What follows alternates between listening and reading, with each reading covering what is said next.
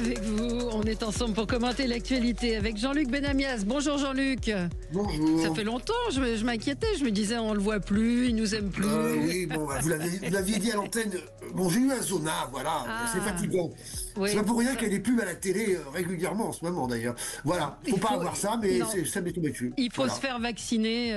Il faut se faire vacciner contre le zona. C'est une recommandation médicale, absolument, parce que le zona est. Si vous me regardez, Alexandre Malafaille, ça fait extrêmement mal, et le vaccin est très efficace. Vous êtes membre de la Ligue des droits de l'homme et vous avez été membre du Conseil économique, social et environnemental. Alex Darmon, journaliste politique. Bonjour, les auditeurs de Sud Radio vous connaissent bien. On vous retrouve dans La Vérité en face tous les vendredis face à Éric Tegner et c'est présenté par Patrick Roger. Et puis vous avez également une chaîne sur YouTube, Les Indécis. Romain Marcilly, bonjour, directeur général de Nouvelle Énergie. On ne vous a pas vu depuis longtemps également, donc on est ravis de vous revoir. Mais vous aviez un peu de boulot aussi. Et Alexandre Malafaille, président du think tank Sinopia. Bonjour Alexandre, ça faisait longtemps aussi. Donc voilà, c'est bonne année. Hein, on dit plus au mois de février. Ce qui fait causer aujourd'hui, c'est déclaration de Donald Trump. Hein. Il veut prendre possession de la bande de Gaza et en faire la Côte d'Azur du Moyen-Orient. Je ne vous dis pas si c'est Biden qui avait dit ça. Ça aurait été encore plus commenté, je pense, mais il y a eu quand même, ça fait beaucoup réagir. On va parler de cette proposition qui a été faite hier de prioriser les travailleurs dans l'attribution des logements sociaux. Et puis, faut-il réformer le mode de scrutin à Paris, à Lyon et à Marseille? C'est pas si simple que ça. C'est un peu. Enfin, vous allez peut-être pouvoir nous expliquer, Jean-Luc, ce que ça pourrait changer. Non, vous pourrez pas. On va commencer avec. Ça va être casse-pied, hein. Ouais, oui, j'ai lu le papier ce matin. C'était compliqué. C'est pour ça que je voulais vous refiler la patate chaude. On commence avec vos coups de cœur, vos coups de gueule. Alex, on va commencer avec vous. Ouais, c'était sur l'équipe de France de rugby, puisque c'est la radio du rugby, Sud Radio. Ouais. Et sur les audiences des matchs de l'équipe de France de rugby qui cartonnent et qui dépassent maintenant même le football. Je sais pas si vous avez vu. France Télévisions fait ses meilleures audiences avec le rugby. Alors en plus, on dit qu'il y a des barrières. C'est le fait que les règles soient très compliquées, donc que ça empêche certaines personnes de venir assister au match. Et malgré tout, vendredi soir, vous aviez presque 7 millions de personnes devant la télévision pour voir le début du tour de destination. Donc voilà, moi je ne fais pas du tout pour mettre en comparaison ou en opposition, comme beaucoup aiment le faire, le foot et le rugby. Le débat, il est pas là. Réjouissons-nous que le rugby, depuis plusieurs années maintenant réussit complètement sa mutation et devient un sport populaire. D'abord parce que c'est aussi un sport très très ancré dans les traditions françaises, et puis aussi parce que on commence à gagner année après année, et c'est plutôt agréable de voir une équipe de France qui garde ce niveau et qui joue magnifiquement bien. On l'a encore vu. Enfin, c'est quand même incroyable. Vendredi soir, je crois que c'est 48-0 le score. Ils ont mis Fanny dès l'ouverture, le Pays de Galles. On verra samedi soir à Twickenham si l'équipe de France réussit à confirmer. Ça sera plus dur, je pense, mais si elle réussit à confirmer, en tout cas, je voulais me réjouir de ça ce matin. Et en plus, Sud Radio le fait bien et commente bien les matchs, donc c'est agréable à écouter. Pour une fois qu'on a quelque chose de positif et un coup de cœur, voilà. Non, je m'en réjouis aussi. Alex, on commence pas à gagner en rugby. C'est depuis les années 80 et même fin des années 70 qu'on a commencé à gagner. Après, il nous manque quelque chose. C'est la Coupe du Monde. Et à chaque fois, on passe juste à côté, de très peu, mais on passe à côté. Voilà, un jour ou l'autre, effectivement, l'équipe de France gagnera la Coupe du Monde. Bon, il y a des amateurs de rugby, tout le monde veut parler. Alexandre. Non, mais c'est pour dire que tout ce qui peut à un moment donné nous réunir autour de sujets qui sont un peu différents de ceux qui nous divisent en permanence, c'est formidable. Et le sport est un vrai levier. C'est un objet de cohésion qui est pas du tout politique, et c'est vrai qu'on a vu avec la dynamique des JO, aujourd'hui le rugby prend plus de place. Plus on fera de sport, plus le sport sera démultiplié, présent partout dans les quartiers, dans les cités, dans nos vies, plus on s'entendra, on fera des choses ensemble. Moi je trouve que c'est plutôt des bonnes nouvelles. Oui. Non, un complément, je suis d'accord avec tout ce qui a été dit et on peut s'en réjouir. Moi, je suis plutôt foot. Et dans ce que vous avez dit, effectivement, il faut surtout pas opposer. Il y a parfois un propos un peu démagogue qui veut opposer le foot et le rugby qui serait sain et le football qui représente tout ce qu'il y a de mal. Faut pas oublier que la France a quand même fait 4 finales en 25 ans de Coupe du Monde, dont 2 victoires. Bien donc sûr. La Coupe du Monde de foot, elle a été remportée par la France. Donc, j'aime pas cette opposition parfois un peu bourrine entre les deux. On peut aimer les deux. C'est ce que disait Alex. Mais je suis tout à fait d'accord avec Alex. Mais dans ce que vous avez dit, Alex, il y a un point qui est intéressant pour l'ancien des médias que je suis, c'est que les audiences du rugby commencent à dépasser celles du foot. Et là, je crois, et je le dis en tant que passionné de football, je crois que le foot va devoir se réformer. Parce que les audiences sont en baisse. Les droits sont de plus en plus mal vendus, à commencer par la Ligue 1, on l'a vu, mais il n'y a pas que la Ligue 1 qui est concernée. Ouais. Donc je crois que le foot va devoir se réformer intelligemment à tout point de vue, peut-être les règles, mais aussi l'image qu'il dégage. Et puis ça se joue au niveau français, mais aussi au niveau international. A signalé un doc sur l'équipe TV rugby, La Maison Brûle. Je ne sais pas si vous l'avez. Alors là, bon, je suis un peu rabat-joie. C'est un peu si, j'ai vu ça, Bernard Laporte. C'est un peu le côté. Non, il y a un truc à dire sur le rugby, c'est la violence qu'il y a aujourd'hui et où il faudrait peut-être réformer certaines règles, en particulier sur certains plaquages où il y a encore eu un mort il y a pas très longtemps. Donc l'histoire elle est terrible du jeu du Stade Français, effectivement. Ouais. Oui, mais vous savez, elle est en perpétuelle évolution. Ces règles du rugby, elles sont en perpétuelle évolution. Mais pourquoi, Sophie? Parce qu'on a ouvert le rugby, on a ouvert le championnat à des joueurs et à des cultures de rugby qui étaient différentes, et donc on n'a pas su appréhender ça. Et on le fait progressivement. Voilà. Moi, je vais vous dire, dimanche, je me suis pris un plaquage sur le terrain où là, je vous parle, j'ai les côtes fêlées. Mais c'est aussi ça le rugby, c'est un sport de combat avec un ballon. C'est un sport de combat, mais ça l'a toujours été. Maintenant, il y a des plaquages qui sont pas acceptables. Bien évidemment, et puis vous voyez que les règles, et c'est important, il faut le faire avec le bunker, avec toutes ces choses-là. Et vous avez des parents aujourd'hui qui hésitent à inscrire leurs enfants au rugby à cause de ça. Moi, ce que j'aime bien au rugby, par rapport au foot, et je vais faire bondir mon voisin, c'est qu'au rugby, quand même, dès qu'on triche, on est rattrapé par la patrouille, y compris par la patrouille sur le terrain, alors qu'au foot, quand même, quelque part, la triche fait partie du jeu. Voilà, ils n'arrêtent pas de se faire des crocs en jambes, de se tirer le maillot.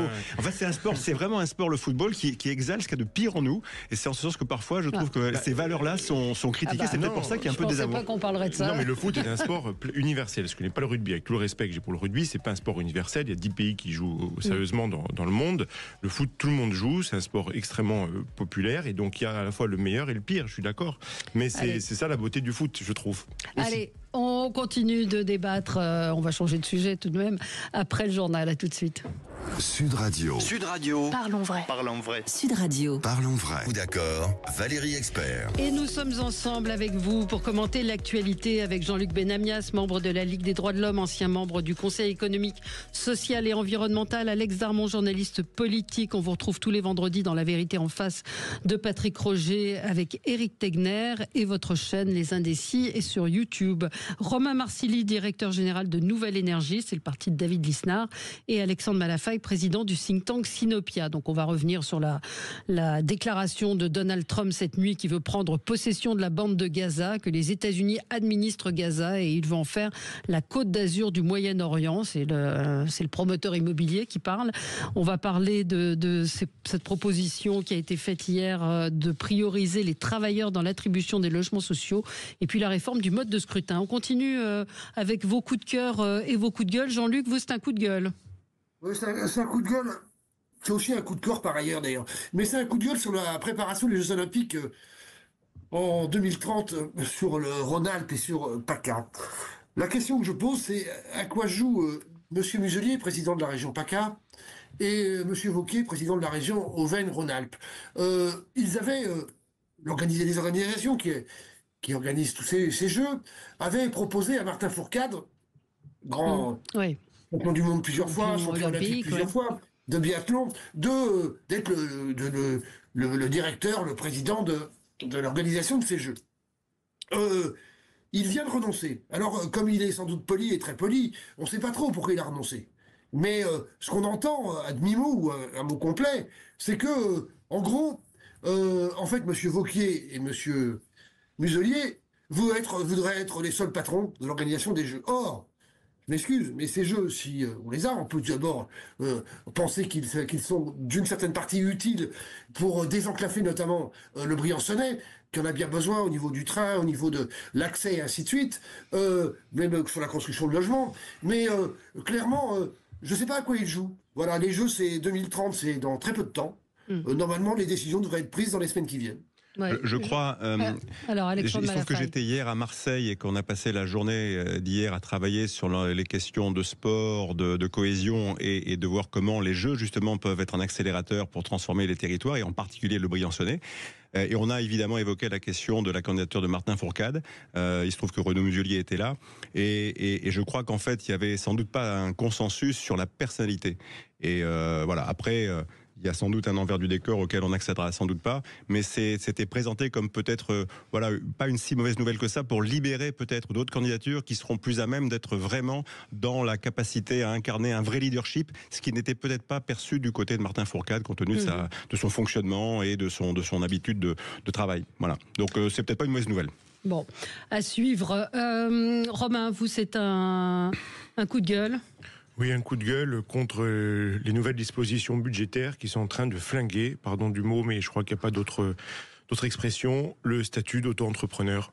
C'est une des plus grandes réussites, une des réformes. Il n'y a pas eu des milliards de réformes brillantes depuis 30 ans dans notre pays. Celle-ci le fut, menée par, à l'époque, le ministre Hervé Novelli, qui a permis tout simplement de libérer le travail, de mettre beaucoup de gens au travail de manière simple, sans normes, enfin avec le moins de normes possible, le moins de paperasse, etc. Ce qui fait que des millions de gens aujourd'hui sont entrepreneurs. Une première banderille a été mise dans ce statut il y a quelques mois, avec une imposition, une hausse très forte des cotisations sociales. Enfin, pour vous dire, on passe de 21 à 26% en 2 ans. Donc c'est quand même, je finis, c'est quand même quelque chose qui est majeur. C'est énorme, 5 points en plus en 2 ans. Et puis là, deuxième banderille dans le budget actuel, avec, sans rentrer dans les choses trop techniques, on abaisse le seuil de la TVA, c'est-à-dire qu'en gros, maintenant, une très très grande partie des personnes qui ont fait le choix de l'indépendance vont devoir avoir beaucoup plus, non seulement de paperasse, de comptabilité à faire, et en plus de ça, elles vont soit facturer bien plus la TVA, soit rogner sur leur marge. Donc, comment décourager les gens qui veulent travailler dans ce pays? Et on flingue ce qui marche et on décourage les gens qui travaillent, qui veulent travailler. Et on sent que c'est quand même quelques technocrates qui se sont réunis et qui méprisent le concept même d'indépendance. Et ça, c'est très grave. Et il va y avoir des centaines de milliers de personnes concernées. C'est une véritable bombe, une bombe de plus. Après les ZFE, maintenant il y a auto-entrepreneurs, il y a quand même un mépris de plus en plus des gens qui veulent travailler. La conséquence, ça va être... Il y en a qui vont arrêter. Il y en a qui vont arrêter, il y en a qui vont voir leurs revenus tout simplement baisser. Et donc c'est terrible. C'est substantiel parce qu'en fait le seuil était à 37 500 € et on passe à 25 000. Bien sûr. Donc on n'est pas sur une petite évolution à la marge, on est sur quasiment, enfin globalement ça représentait 3 000 € de chiffre d'affaires par mois, sur lesquels il fallait encore payer CSG, CRDS, URSSAF et compagnie. Et après impôt sur le revenu, c'est pas du net, évidemment, soyons clairs. Mais là on passe de 3 000 € par mois, qui était exonéré de TVA, à 2 000 € par mois. Oui. Voilà, donc forcément c'est un impact 20%, tout de suite, on prend 20%. Alors, soit on a des clients qui récupèrent la TVA, c'est pas grave, mais si on est de facturation de particulier à particulier, ou si on facture à des associations, typiquement, effectivement, il y a quelqu'un qui perd 20%. Et c'est le cas de beaucoup d'entrepreneurs qui bossent avec des particuliers, des associations. Donc, l'impact, il va être massif. Et au moment où, dans le monde, on veut libérer partout, il y a un vent de liberté, de libéralisation, nous, on a du Brejnev. Et c'est quand même délirant. Et je crois qu'il faut vraiment finir avec ça. En tout cas, nous, à Nouvelle Énergie, et autour de David Lisnard, on va en finir radicalement avec ça. Oui, Jean-Luc? Je suis d'accord avec ce qui vient d'être dit, même je suis totalement d'accord. Ce système était un système qui permettait à des gens de manière indépendante de créer leur emploi. Moi, je pense que tout ce qui permet de créer un emploi, c'est très bien. Voilà. Alors baisser maintenant le revenu, déjà c'était pas énorme. 37%, c'est pas gigantesque. Et baisser ça à 25 000. Il y a des charges derrière tout ça. Il y a des frais, évidemment. 25 000, ça va leur faire un salaire qui leur reste à la fin de 800 €, 700 €. Ouais. Oui, surtout que c'était à la base l'auto-entrepreneuriat, et je sais de quoi je parle, ça venait pour compléter des revenus. Bien sûr. C'était pour pouvoir faire en sorte d'avoir un niveau de vie un peu plus décent. Quel message est envoyé ce matin par ce genre de réforme? C'est-à-dire qu'on attaque tous les patrons. Parce qu'on parle de Bernard Arnault souvent, mais les auto-entrepreneurs, ce sont des petits patrons et c'est compliqué de gérer une entreprise. Croyez-moi vraiment, c'est compliqué. Mais prenez le cas d'associations qui font travailler des auto-entrepreneurs, il y en a plein. Bien sûr. Donc de fait, vous avez un entrepreneur qui vous... En plus, c'est une alternative au salariat. Qui vous font, mettons, vous payez 25 000 € par an à un entrepreneur pour des missions X ou Y, vous êtes une association, demain vous allez devoir payer 25 000 plus 20%, donc 30 000, ou alors l'auto-entrepreneur devra renseigner ses marges parce que l'association n'a pas non plus des budgets qui peuvent se démultiplier. Enfin, c'est absurde, c'est contre-productif et c'est simplement fondé sur le fait qu'il faut faire entrer du fric. On appauvrit, on complexifie, on bureaucratise, c'est catastrophique. Alors j'en profite pour signaler, c'est Sophie de Menton qui n'est pas là mais qui m'a demandé de signaler voilà que j'ai du mal ce matin, son mouvement patronal éthique portait plainte contre Sophie Binet Elle est poursuivie pour injure contre les patrons. Vous savez qu'elle avait traité les patrons, en gros, après les déclarations de Bernard Arnault, elle avait dit les rats quittent le navire, et donc elle estime que tous les patrons français, quelles que soient leurs opinions, ne peuvent que se sentir offensés par cette expression méprisante et outrancière qui ne grandit pas la CGT. C'est vrai que le débat est, comme toujours sur tous ces sujets, totalement indigne, parce que c'est clientéliste, politicien, court-termiste, c'est fracturant au niveau des uns et des autres. Ça décrit une réalité qui n'est pas du tout celle-là.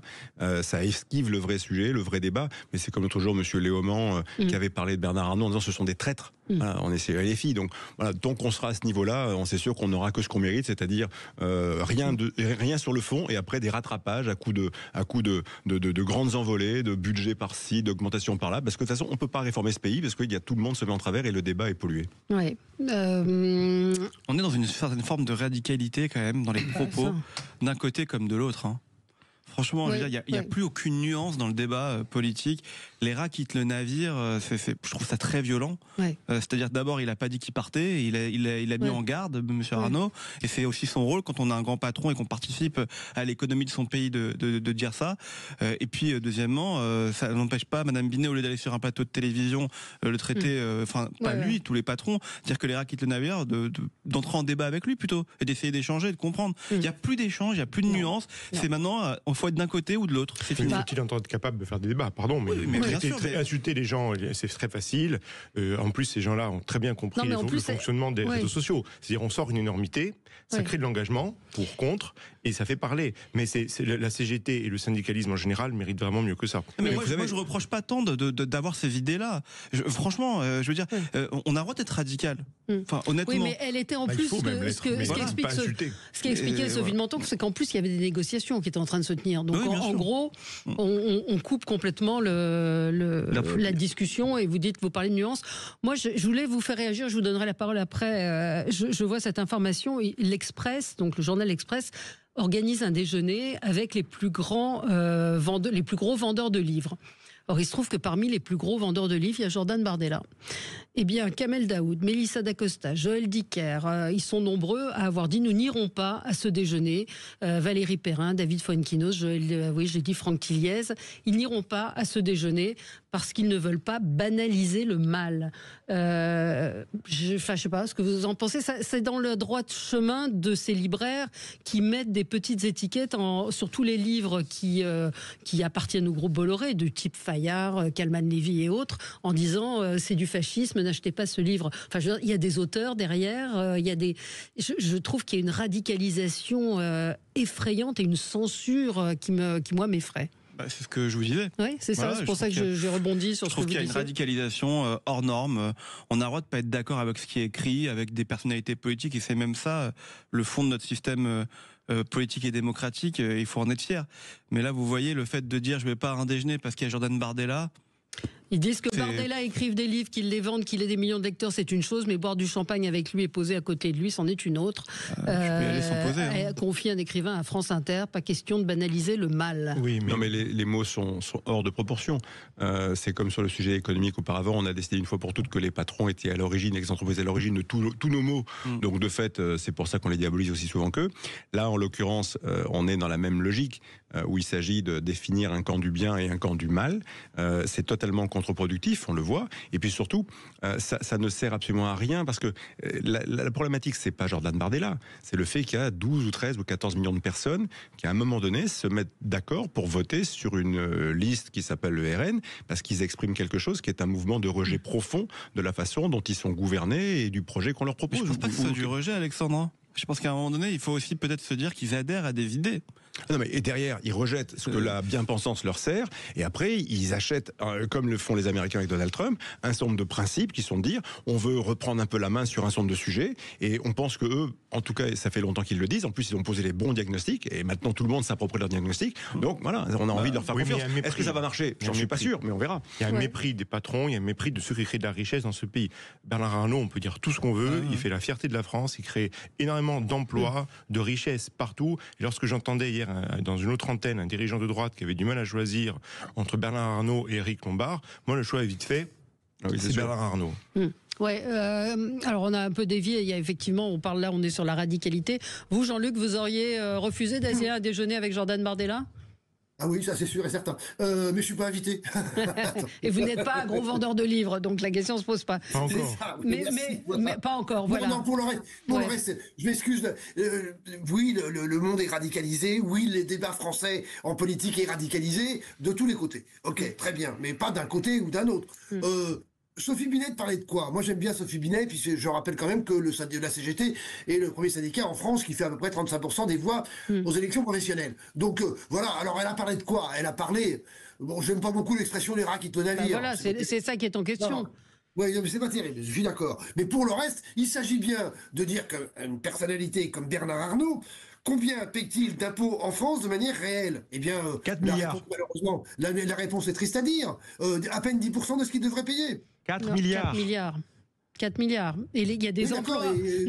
Par rapport au bénéfice général que font les entreprises de Bernard Arnault, c'est 10%. Mais c'est très simpliste de dire les choses comme ça. C'est-à-dire mais si, c'est simpliste. Je veux dire, il produit de la richesse en France. Il y a des emplois, il y a des salariés, il y a un savoir-faire. Je veux dire, l'argument de dire il faut le saigner. Il y a une image. Il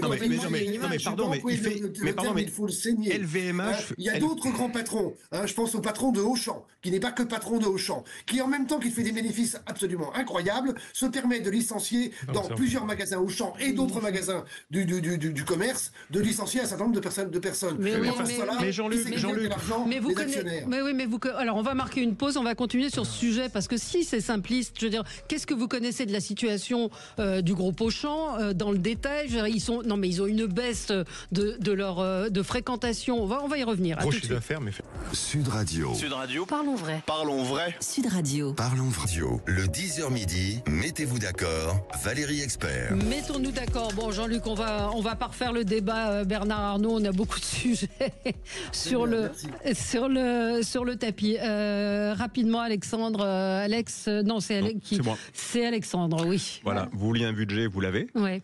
Et vous vouliez effectivement une perspective pour cette année. Vous l'avez aussi avec des évolutions très sympathiques, comme par exemple sur le budget 2025. Donc on va durcir le malus écologique pour les voitures dans deux directions, c'est-à-dire que les voitures qui vont polluer plus de 113 grammes par kilomètre de CO2 et en 2026 103. En fait, en clair, on est en train de faire entrer quasiment toutes les catégories de voitures dans la logique de malus écologique en descendant de plus en plus bas. Même des 208 vont être concernés.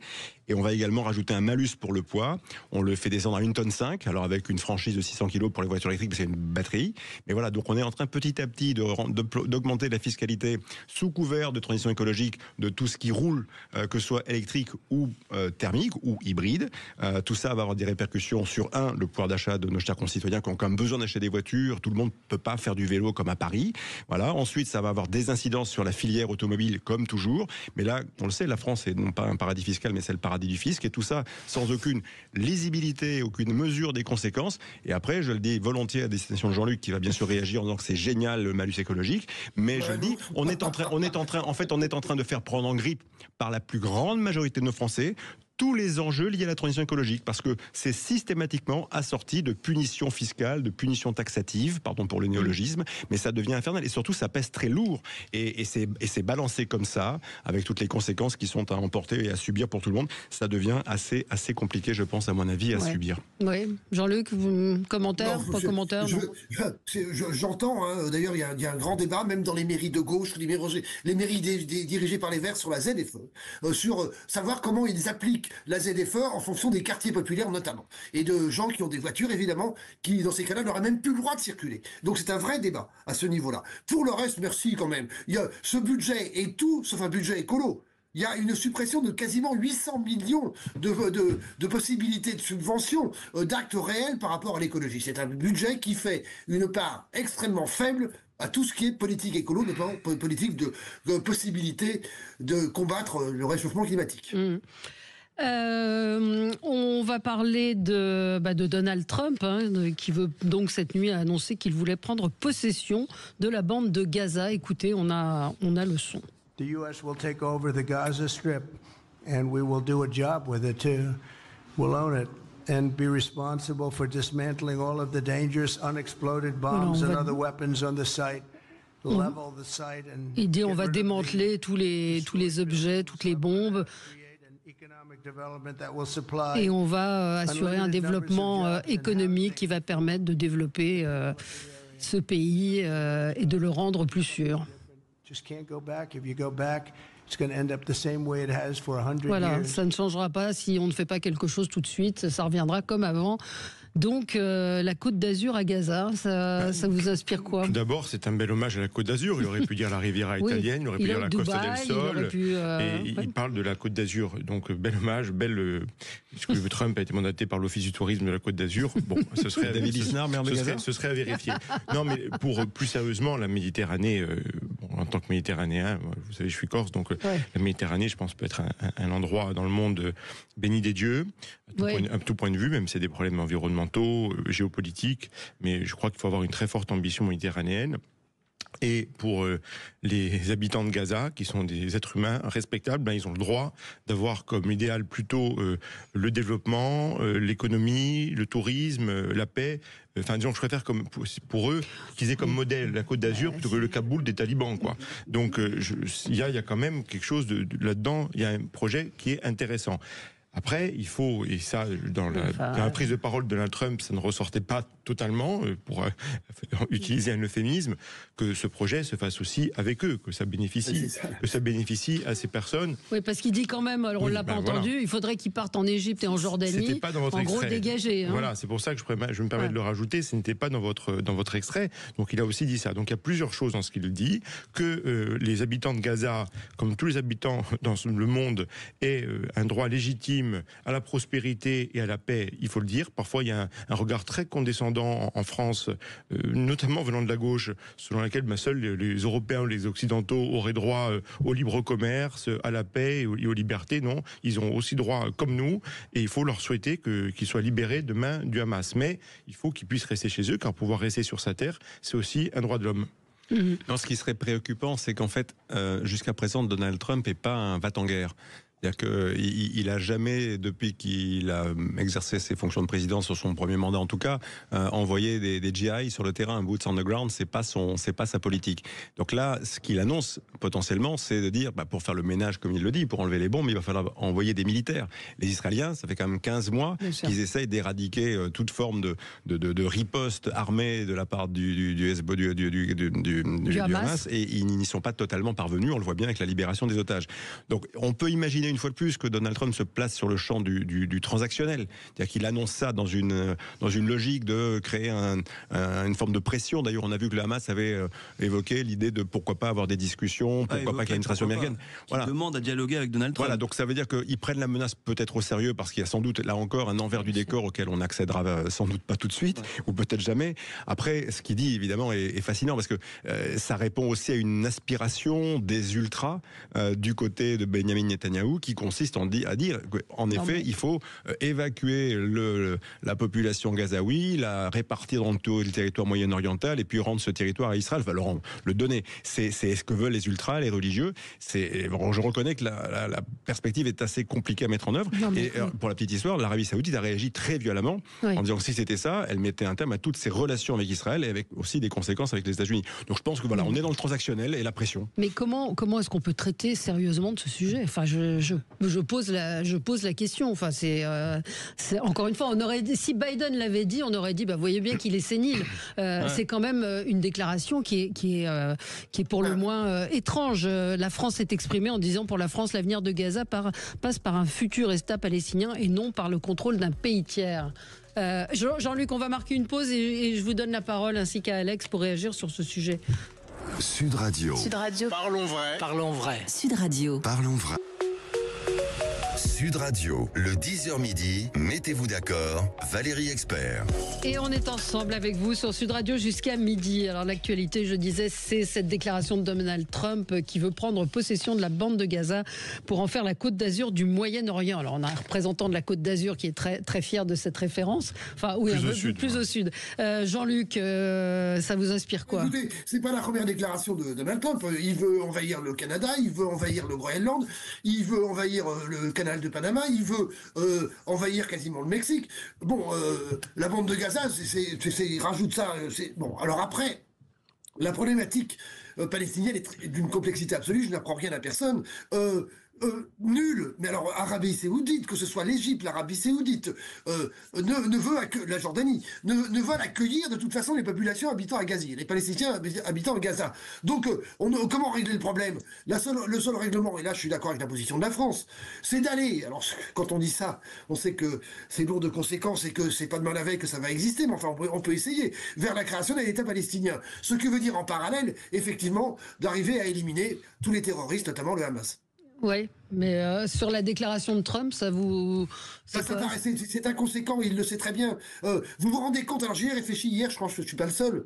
Vous avez vu l'état de la bande de Gaza? Avant que ça devienne la Côte d'Azur, il faudra des années et des années pour déminer, rendre acceptable la vie sur Gaza. Alors avant que ça devienne la Côte d'Azur, oui, mais ils n'ont pas 20 ans, 30 ans. Ils n'ont pas la DREAL et tout, hein, ça peut aller plus vite là-bas. C'est quoi l'Adréal? Toute la direction régionale écologique, etc. Ils n'ont pas toute la... Ça peut aller plus vite. Alors, Alex, vous, cette déclaration... Je crois qu'on se rend pas compte de ce qui est en train de se passer, en fait. Hein.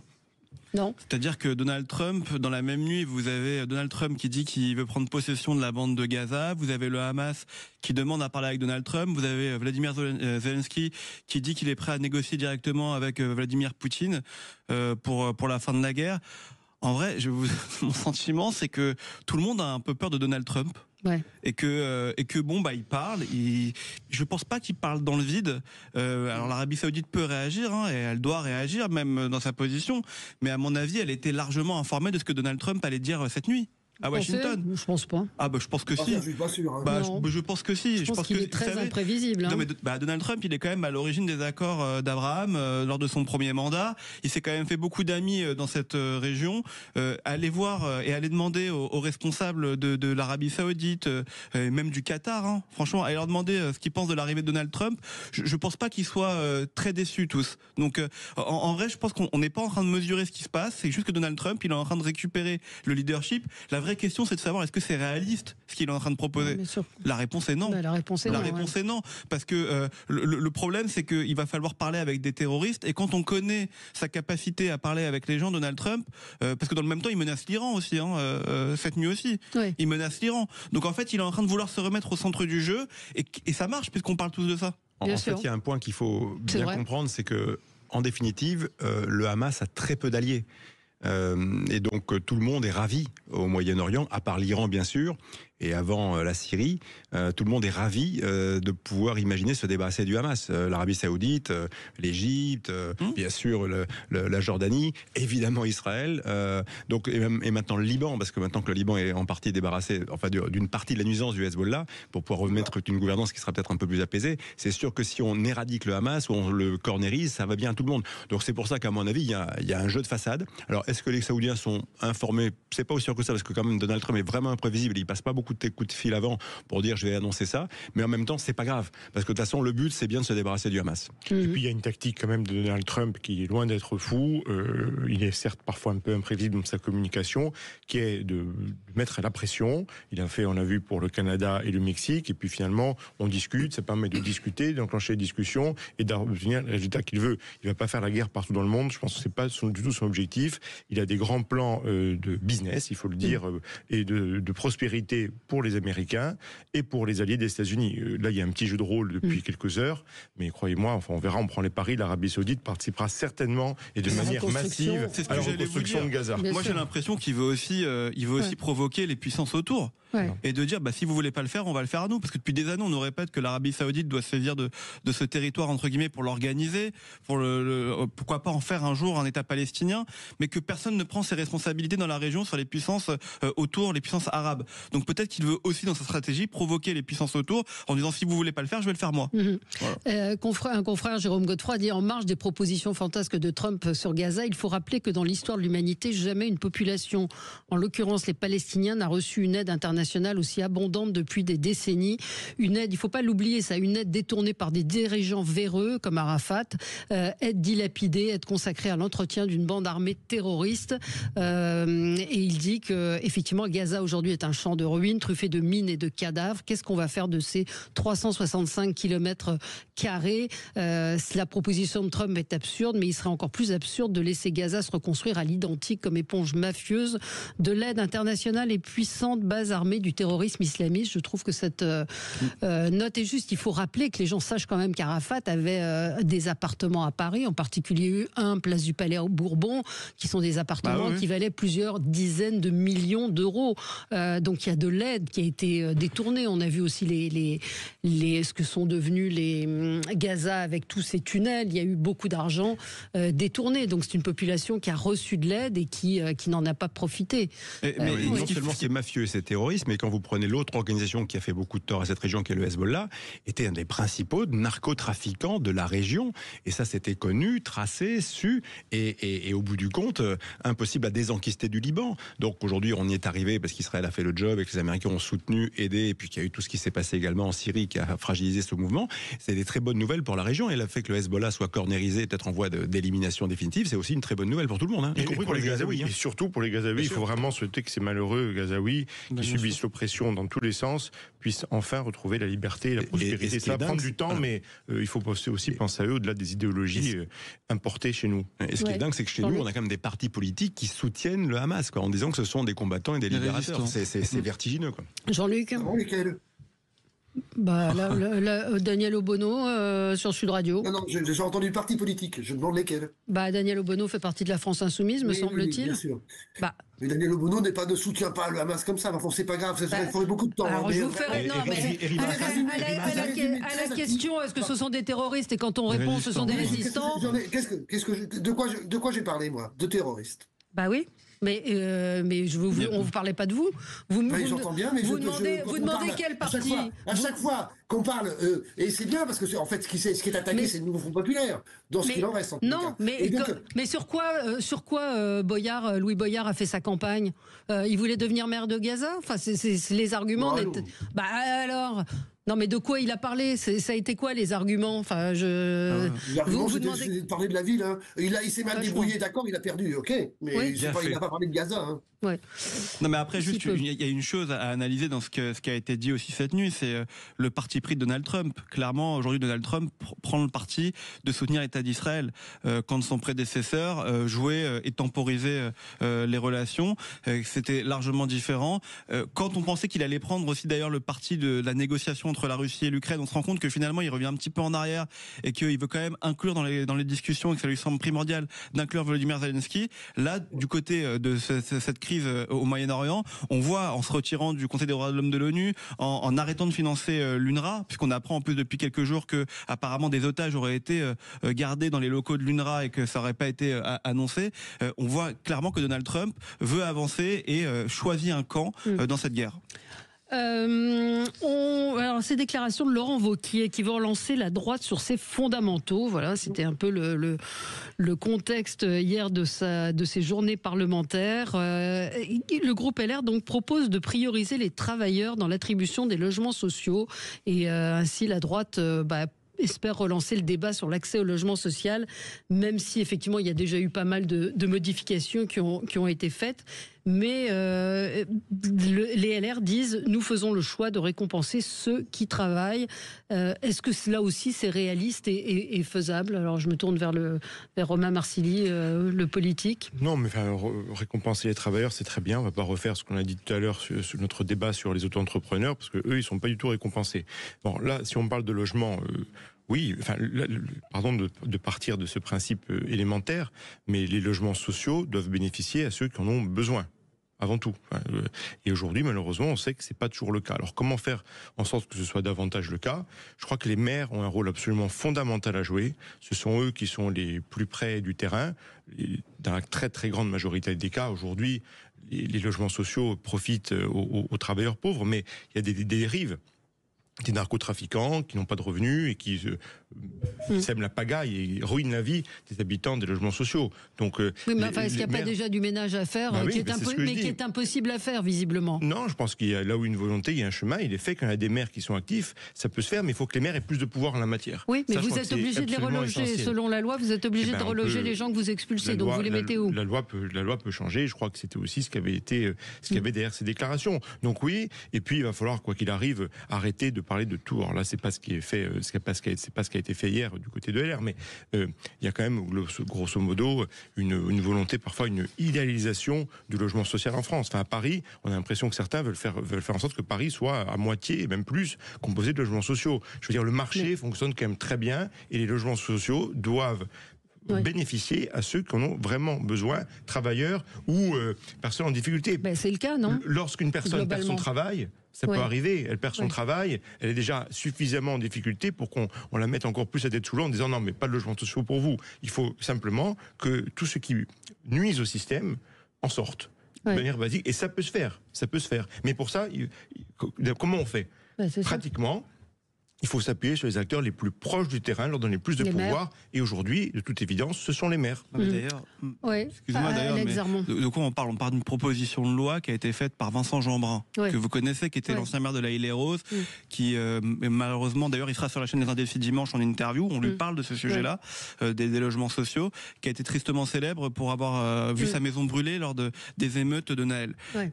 Et donc, il propose, en gros, de favoriser les travailleurs dans cette proposition de loi.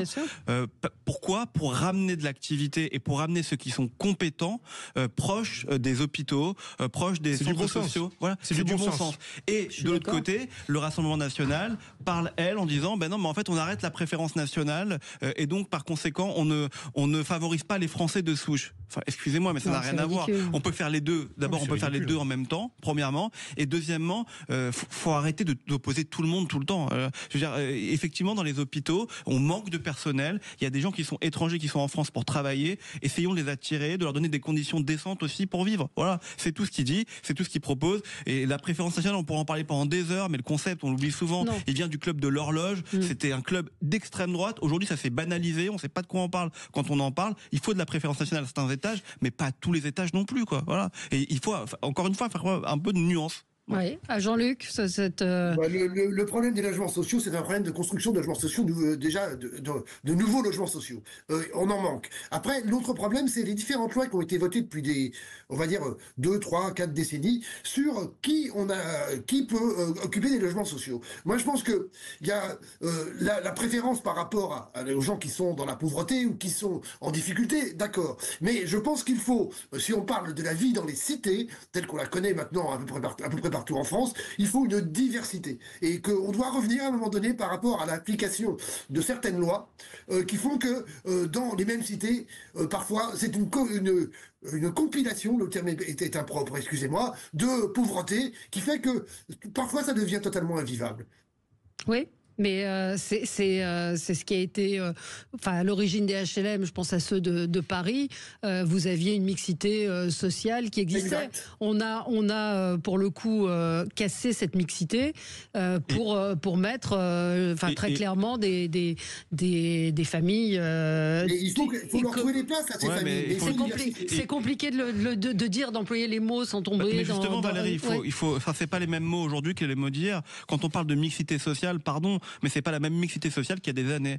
Et le fait de pas vouloir le dire, et c'est pas pour autant que ça veut dire qu'on est raciste, fasciste quand on dit que c'est pas la même mixité sociale. C'est pas aussi rendre service à ces populations qui sont dans ces quartiers-là. Si on veut vraiment mélanger les gens, arrêtons de parler de mixité sociale. Oui, puis il faut arrêter de passer d'un extrême à l'autre. On est passé, on prend des problématiques où on a malheureusement créé des ghettos de pauvreté, et pour répondre à ça, on veut impérativement installer des gens en situation de grande difficulté dans des quartiers dans lesquels, pour le coup, ils n'ont pas forcément leurs aises et qui créent des conflits. C'est ce qu'on voit à Paris, ou des situations compliquées à gérer entre résidents, entre riverains, etc. Voilà, je pense que on peut pas répondre à un excès par un autre excès. Tout ça, c'est totalement absurde. Après, qu'on rapproche, en effet, c'est que du bon sens, qu'on rapproche de leur lieu de travail, le lieu de résidence, de tous ceux qui se lèvent tôt le matin, comme on dit, parce qu'en général, on parle de gens qui se lèvent tôt le matin, qui font une activité difficile, qui peuvent pas faire de télétravail pour le coup la plupart du temps. Il s'agit pas de toutes ces populations-là. c'est là aussi, c'est du bon sens. Alors ça suppose, oui, de revoir les critères, les éléments d'attribution, et puis aussi de répondre à une aspiration d'une partie des Français.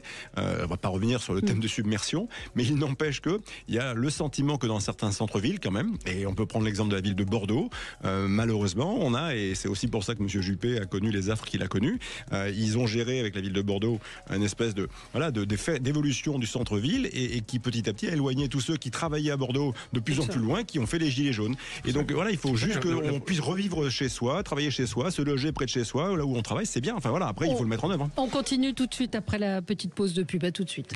Sud Radio, votre attention est notre plus belle récompense. J'adore Sud Radio dans la mesure où, là au moins, on peut s'exprimer en direct et donner notre avis. Sud Radio, parlons vrai. Sud Radio, le 10h midi, mettez-vous d'accord, Valérie Expert. Alors, quelques réactions d'auditeurs, d'auditrices. Camille nous dit, moi j'ai vu ma résidence sociale se vider, être dégradée. La mairie, les services sociaux ne sont pas rigoureux, ni les bailleurs sociaux. Ça place et après, ils s'en foutent. Catherine nous dit, il faut y habiter pour le voir. J'en ai marre que l'on parle à la place des gens qui y vivent. Swazik nous dit, les HLM construits dans les années 60 étaient destinés à loger les habitants des bidonvilles de la région parisienne, puis aux rapatriés d'Algérie.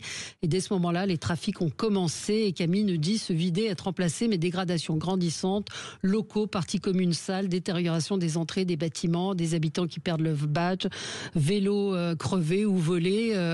J'ai constaté ça aussi avec des résidences qui accueillaient plutôt des familles de Français moyens. Et après, effectivement, on a complètement remplacé ces HLM par une autre population qu'on a concentrée. En plus, c'est pas de leur faute. Valérie, oui. Il n'y a pas que les HLM. Les copropriétés dégradées, ça existe. Ce sont des copropriétaires qui n'arrivent plus pour des raisons XY à gérer leur immeuble. Et tout ça met un temps fou absolument à régler. Il faut des années et des années. Ça dépend pas de la politique de la ville. Un problème quand un certain nombre de copropriétaires, pour des raisons XY, on n'a pas le temps de définir, mais XY, ne payent plus. Et dans ce cadre-là, des gens qui étaient propriétaires de leur immeuble, de leur appartement, deviennent propriétaires de rien du tout. Oui, non, mais bien sûr, mais ça, c'est pas. C'est ça que je veux dire. C'est pas fromage ou dessert, pardon de dire ça comme ça. C'est pas. On est d'accord. Mais non, on est voilà. Quelques mots donc sur ce projet de réforme du scrutin à Paris, à Lyon et Marseille. François Bayrou, le Premier ministre, y est dit favorable. Alors, vous vouliez dire un mot, puis Jean-Luc, il voulait passer son tour. C'est un scrutin qui intéresse principalement les citoyens des trois villes que vous avez citées, bien sûr, mais qui est quand même une question très intéressante. Il y a beaucoup de bêtises qui sont dites. Dans aucune ville en France, on élit le maire directement. Exactement. Aucune. On élit toujours une liste, un conseil municipal qui vote pour le maire. Alors après, dans beaucoup de villes en France, il y a une très grande lisibilité. Enfin, à part à Lyon, Marseille et Paris, on sait pour qui on vote globalement. Même si la dernière fois, il peut y avoir des surprises, mais globalement, on sait qu'à Lille, les gens savent qu'ils votent pour Martine Aubry. Enfin, voilà.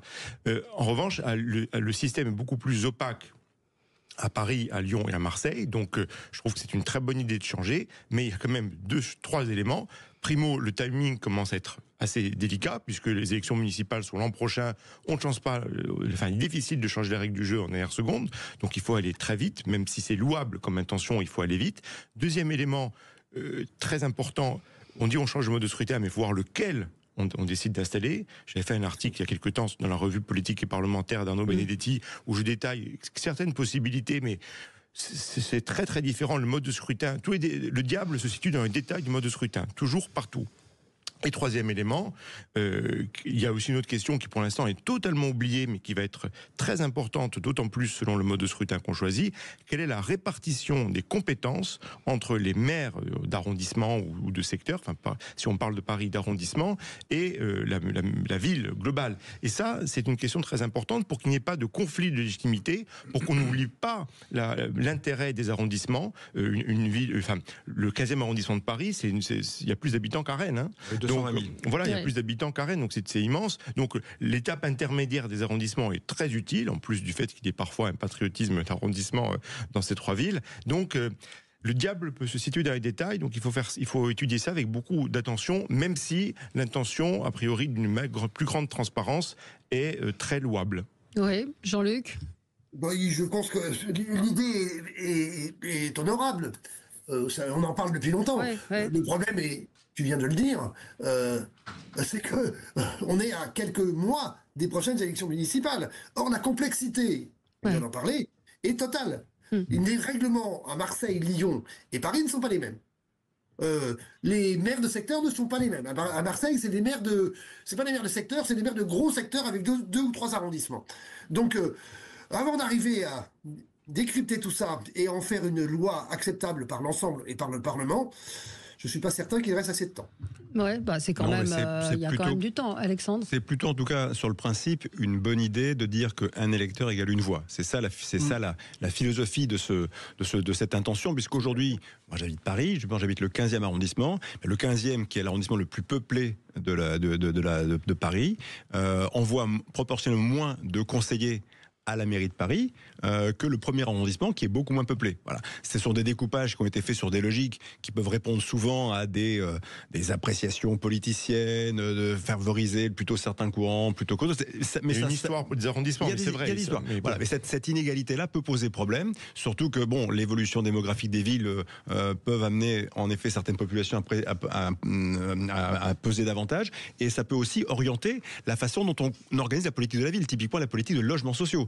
Moi, dans le 15e arrondissement, j'ai vraiment vu l'évolution en 10 ans et on voit bien qu'il y a une intention politicienne derrière de faire évoluer la démographie pour favoriser certains types d'élections, et on le voit de scrutin en scrutin. Et ce n'est pas à cause du maire actuel du 15e arrondissement. Le maire du 15e, on prend l'exemple du 15e. Mais les maires d'arrondissement à Paris n'ont aucun pouvoir. Les maires d'arrondissement à Paris n'ont aucun pouvoir. Ils n'en ont pas assez. Quasiment aucun. Ils n'en ont pas assez. Mais un homme égale une voix, c'est très important. À Paris, parfois, les frontières sont administratives et datent il y a longtemps. Selon que vous habitiez d'un côté ou de l'autre de la rue d'Amsterdam, qui est la frontière entre le 8e et le 9e arrondissement, votre voix compte moins. Et donc ça, c'est pas acceptable. Qu'aux États-Unis, dans un système indirect, le système américain, parce que l'histoire des États-Unis est faite que, selon une grande histoire de répartition des pouvoirs entre États, c'est logique que le Montana doit garder un peu plus de poids démographique proportionnel par rapport à la Californie. Mais entre le 8e et le 9e arrondissement, ça ne se justifie pas forcément. Alex. Non, mais de toute façon, c'est politique. C'est une réforme qui est politique aussi, parce que la droite veut récupérer certaines villes. Enfin, faut pas se le cacher non plus. Dont Paris. Voilà, premièrement. Et deuxièmement, rien n'empêche de faire une réforme maintenant et de l'appliquer plus tard. Enfin, je veux dire, si on se dit à chaque fois que c'est trop tard, on le fera jamais, en fait. Vous pouvez très bien faire la réforme aujourd'hui et dire qu'elle sera applicable pour les prochaines élections municipales en 2032, puisque c'est 6 ans, il me semble, un mandat local municipal. Mais au moins, ce sera posé, on pourra en faire la pédagogie. Ouais. Merci à tous les 4. Très bonne journée sur Sud Radio. À demain. Sud Radio. Sud Radio. Parlons vrai. Parlons vrai. Sud Radio. Parlons